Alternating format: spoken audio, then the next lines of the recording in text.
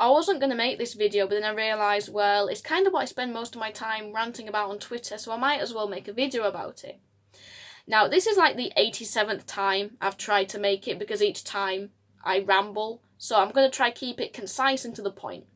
Now, I'm going to be ranting about bad history. It's something which I've come across time and time again in my time making videos, and it's so prevalent in local niche history, and it's so dangerous, I think.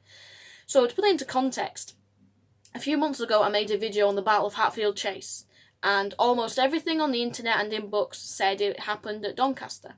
Now, there are a few diamonds in the rough who say that it didn't happen there, or we don't know where it happened, but by and large, the overwhelming majority said it happened at Doncaster. And I was content with this, I believed them, and I went into the video under the assumption that it happened near Doncaster. Well, I started doing my research, and then I decided, well, I want to go to the contemporary accounts of the battle, to the primary sources. Now, I'm not claiming to be a great researcher here. All I did was literally Google the Anglo-Saxon Chronicle and read it online. So I read the contemporary material, and I was shocked, because there's not a single piece of evidence which suggests it happened at Doncaster. There is nothing. Yet everyone believes that it happened there. And to this day, I'm still dumbfounded. The closest thing we have to any location marker is Venerable Bede saying that it happened at Heathfield. But Heathfield means literally barren piece of land. So I was quite shocked.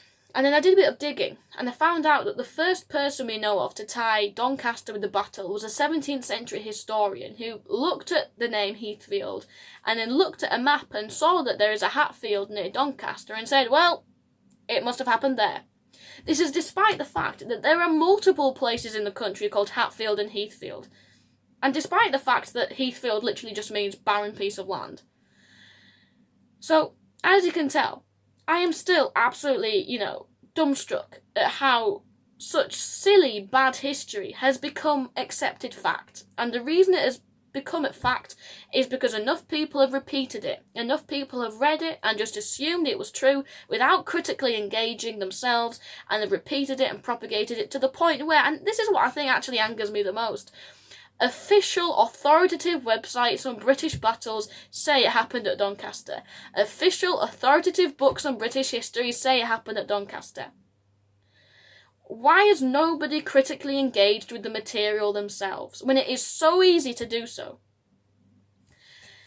Anyway, I think that highlights a huge problem we have with history. We're just content to believe whatever we read. And my personal approach, and this is going to sound really pretentious, so I apologise, is what I call radical epistemology. You're like Socrates. You don't know anything. You've got to build up what you know from the evidence. I like to have a very evidence-based approach. And I think if you don't have that, that's how bad history creeps in. Now, that's just one example of how myth and fiction has been turned into fact. So, I feel like a voice crying out in the wilderness sometimes. I'm like, hey, look, there's no evidence to say it happened here. Why do you all think it happened here? But what can you say? Anyway, that's my rant over. I'll see you next video.